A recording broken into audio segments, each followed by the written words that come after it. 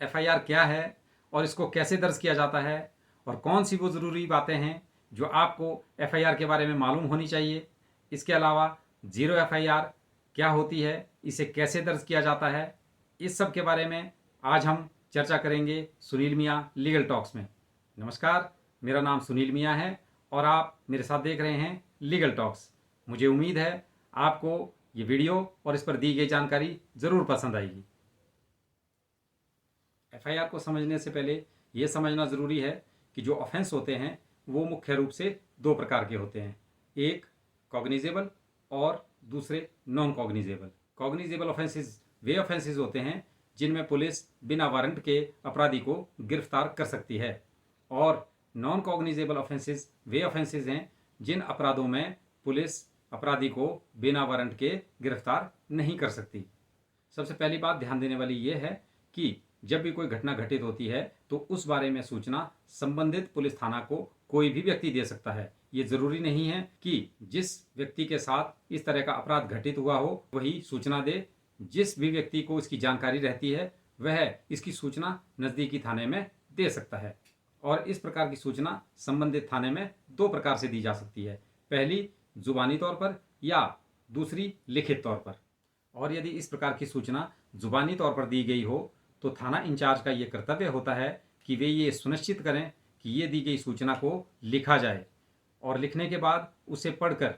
सूचना देने वाले व्यक्ति को सुनाया व समझाया जाए, और उसके पश्चात जो ये सूचना लिखी गई होती है इस पर सूचना देने वाले व्यक्ति के हस्ताक्षर करवाना अनिवार्य होता है। इस प्रकार से ये सूचना अब थाना में लिखित रूप में मौजूद है, क्योंकि यदि हमने ये सूचना लिख करके दी है तो वो पहले से ही लिखी गई है, और यदि जुबानी तौर पर दी गई है तो थाना इंचार्ज ने इसको लिख दिया है।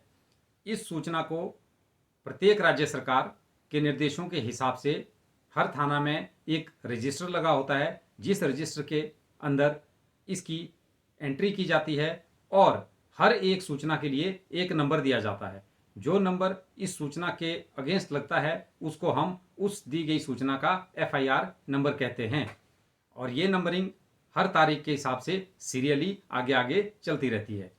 और यदि ये सूचना देने वाली कोई महिला हो जो acid attack, sexual harassment, rape या इंसल्ट के बारे में सूचना दे रही हो तो ये बहुत ज़रूरी है कि यह सूचना एक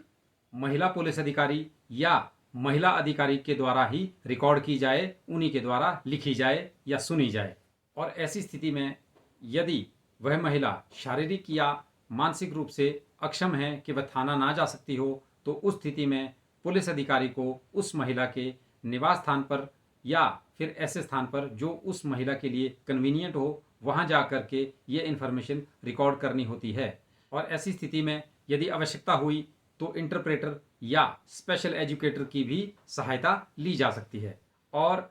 इसके अलावा पुलिस अधिकारी की यह भी ड्यूटी रहती है कि वह इस इन्फॉर्मेशन का जो बयान है वो नज़दीकी जुडिशियल मजिस्ट्रेट के पास जाकर के रिकॉर्ड कराएं और उसे वीडियोग्राफ किया जाए। जब ये सूचना इस प्रकार से दर्ज कर दी जाती है तो इसको हम एफआईआर यानी फर्स्ट इंफॉर्मेशन रिपोर्ट कहते हैं। और इस प्रकार से जब एफआईआर दर्ज हो जाती है तो पुलिस अधिकारी का ये भी कर्तव्य बनता है कि उस एफआईआर की नकल, एक कॉपी ऐसी सूचना देने वाले व्यक्ति को फ्री ऑफ कॉस्ट दे दी जाए। और आइए अब ये समझते हैं कि थाना में यदि इस प्रकार से आपकी एफआईआर दर्ज ना हो तो उस स्थिति में आप क्या कर सकते हैं। आपकी एफआईआर किन्हीं कारणों से थाना में दर्ज नहीं हो सकी है तो आपको यह सूचना लिखित रूप में जो कंसर्न्ड सुपरिंटेंडेंट ऑफ पुलिस हैं उनको लिख करके भेजा जाए, और सुपरिंटेंडेंट ऑफ पुलिस की संतुष्ट होने के बाद यह जिम्मेवारी रहती है कि वह इस केस में या तो इन्वेस्टिगेशन स्वयं करें या अपने अधीनस्थ किसी भी कर्मचारी को इसकी इन्वेस्टिगेट करने के लिए आदेश दे सकते हैं। आइए अब बात करते हैं ज़ीरो एफआईआर के बारे में। वैसे तो ज़ीरो एफआईआर का कंसेप्ट काफ़ी पहले से चल रहा है, मगर अभी कुछ साल पहले दिल्ली में निर्भया गैंग रेप केस मामले के बाद क्रिमिनल लॉ अमेंडमेंट्स के लिए एक कमेटी बनाई गई थी, जस्टिस JS वर्मा कमेटी, जिन्होंने अपनी फाइनल रिपोर्ट वर्ष 2013 में दी थी। जो ज़ीरो एफआईआर आजकल दर्ज की जाती है उसे जस्टिस JS वर्मा कमेटी की सिफारिशों के हिसाब से दर्ज किया जाता है। जब भी कहीं कोई अपराध घटित होता है तो हमें उसकी सूचना जल्द से जल्द नज़दीकी पुलिस थाने में देना अनिवार्य होता है, लेकिन कभी कभी किसी कारणवश हम संबंधित थाने में न जाकर किसी दूसरे थाने में ये सूचना देने पहुंच जाते हैं, तो उस सूरत में आमतौर पर पहले इस प्रकार के थाने FIR दर्ज करने से मना कर देते थे। अभी कुछ समय से आप लोग देख रहे हैं कि लोगों को ये सुविधा हो गई है कि 0 FIR होने की वजह से यदि कोई भी व्यक्ति किसी गलत थाना पर पहुंच जाता है तो उस थाना की ये जिम्मेवारी रहती है कि वो इस प्रकार की सूचना को अपने पास दर्ज करें और उसको एक FIR के रूप में दर्ज किया जाना चाहिए। अब सवाल ये है कि इसे हम 0 FIR क्यों कहते हैं। जैसा कि हमने पहले भी बात की थी कि हर थाना में एक रजिस्टर रहता है जिसके ऊपर दर्ज की गई सूचना को रजिस्टर में एंट्री की जाती है और उसका एक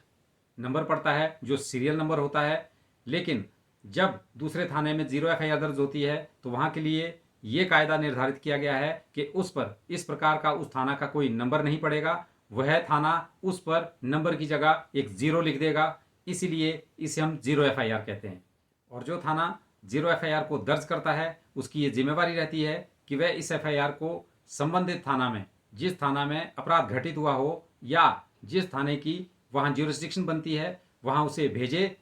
ताकि उस पर आगे इन्वेस्टिगेशन की जा सके। और जब ये 0 FIR संबंधित थाना में पहुंच जाती है वे उसको अपने रजिस्टर के हिसाब से सीरियल नंबर दे देते हैं। इस प्रकार से इस FIR का प्रोसेस कंप्लीट होता है।